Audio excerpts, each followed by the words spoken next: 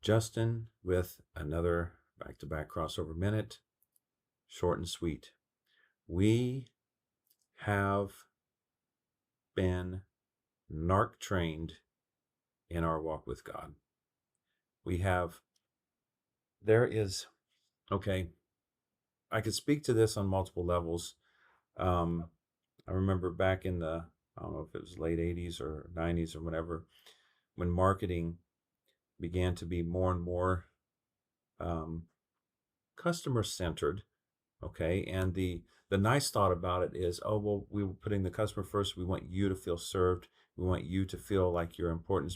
And that was good because, it really began to cue in on the importance of better customer service, this and that. But it got so pervasive and so probably overly done from a marketing standpoint between that and between other things in our society, other aspects of our society, and many different sectors of society.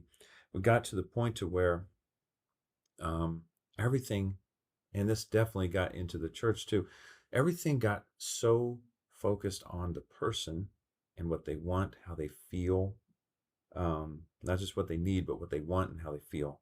Now, in the church, the internet, okay, let me stand more. So I remember like fast food restaurants, have it your way, or when eventually even the iPod came out, and the this, that, or it was just kind of interesting. And again, it's kind of cute, kind of catchy, kind of this and that. I understand that, but being overly bombarded now in the church, an interesting thing happened.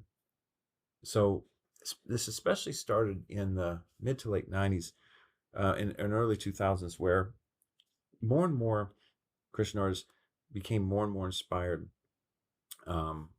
to do songs of healing and restoration and comfort, and embracing people who are broken and hurting and traumatized, or just that, healing of the heart and the soul, and who God is and how He loves us and that type of thing. We needed that. We really needed that. The thing that happened was we, perhaps largely unknowingly and unwittingly, got so into that over the past several years that the majority of our music, the vast, vast majority of music, is focused on that, and is not percentage wise as much of exalting God for who He is and His deity, His authority, His glory, His majesty, and just it's based on content of lyrics of worship songs and Christian songs. Now, again, we need it all. Songs that exalt Him and glorify Him, also songs that where we come humbly before Him, broken over our sin, and where He's a healer, a forgiver, a restorer, a protector, a deliverer, and that He loves us, He adores us, He cherishes us. We need it all, and in balance. Just like as we read the Word or as the gospel is preached, it has to be a full gospel, balanced, with all the above, not cutting out any parts of it. And but the healing and the restoration songs feel so good, and they cater to us. But and again, on a healthy level and in balance, it is amazing because God has ordained and anointed so many of those songs. So many of those songs have ministered to my heart over the years. I needed them. God used them so mightily, and to this day. But let's keep everything in balance, because sometimes as a ministry or a popular pastor, or in our own walk, or the videos we watch online, or this or that, we get into a subconsciously narcissistic approach to God and to His Word, to His promises, to things, to where it's always about us. It's always about what we get, what we want, and then when we don't get it, what's going on, and we have this tension within. Why isn't this happening, and so forth, and culture, society, everything, that just the momentum is selfishness, self-absorbed living mentality, and all.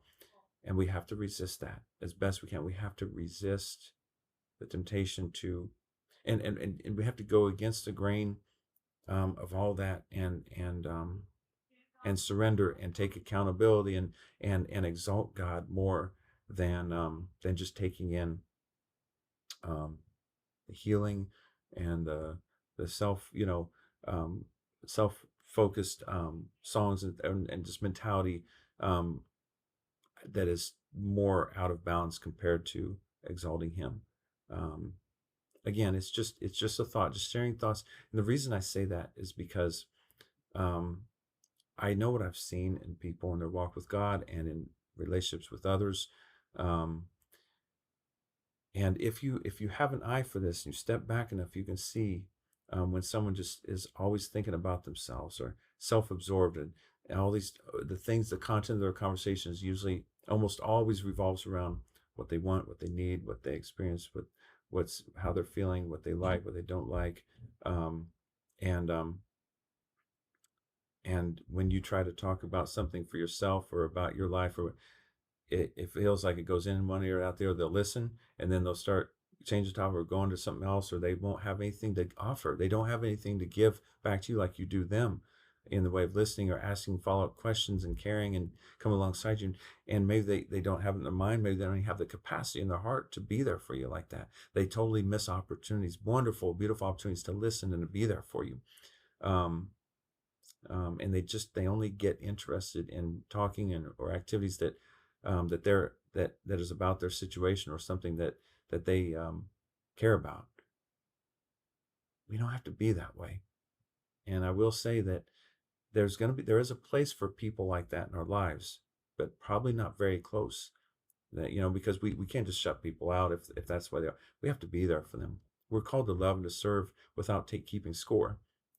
And it's okay to have those kind of people in our lives, but just remember, the ones that are closer are going to be the ones that pour back into you, that invest in you, that sit and listen to you, that are there for you. And you'll know at a certain point, you'll know pretty clearly, um, the ones that are like that. But I'm sharing this because not just to bring in a general awareness that, hey, people are like this. I would like for us to have a clear mirror to see where we are in that. Do we have a tendency to be that way? Are we good listeners or not? Do we really stop and pause and care and listen and are available to pray without just running through, oh, you'll be okay, or oh, let me pray real quick, or oh, I'm sorry to hear that, and then change the topic? How preoccupied are we with ourselves compared that to the point to where it clutters our capability of being fully present with the person right in front of us, or the person that we're calling or messaging, or that's sharing their heart, or that's going through a tough time, or just in general, just sharing their life. It doesn't have to be a difficult time. It could be just spending time together, having quality time, or having fun together. Just where are we?